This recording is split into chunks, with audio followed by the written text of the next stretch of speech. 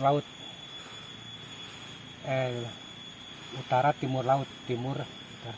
Nah, jadi penggambaran lokasinya sini kita lihat ada talud ya.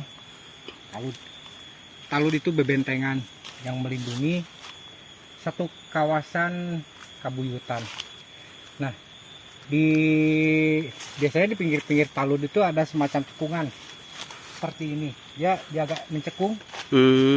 Dia agak mencekung, dia membuat seolah-olah membuat parit, menganalogikan parit gitu. Jadi di sini ada, di sebelah sana pas pintu masuk juga ada. Nah, kita lihat di sini banyak vegetasi tanaman yang memang umurnya sudah tua sekali. Saya kurang tahu vegetasi tanaman apa yang ada di sini, tapi kebanyakan dominan dia tumbuhnya itu rotan. Pohon-pohon rotan yang memang terjaga. Dia benih-benih rotan tuh banyak di sini. Kita sudah menyeberangi parit. Nah, ini kita langsung menuju ke arah puncak. Jadi ada, misalnya di puncak kemudian ada di tanah lapang tuh tanah yang memang disakralkan.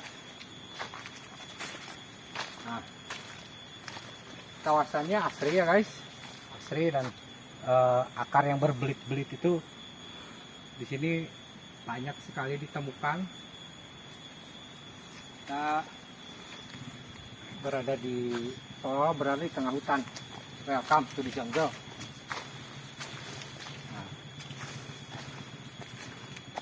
Nah, kita akan memasuki kawasan inti. Nah, di sini tertinggi, kompleks tertinggi dibanding di bawah. Di bawah tuh cenderung agak menurun. Nah, berarti tokoh yang dimakamkan di sini adalah memang tokoh yang utama. Mari kita lihat. Bismillahirrahmanirrahim. Assalamualaikum ya ahli kubur. Assalamualaikum sampurasun. Rakaluhun sadayana. Ibadah sadaya sejaunjukan silaturahmi. Dia rumah kawasan ang kainan kebarokahan, amin.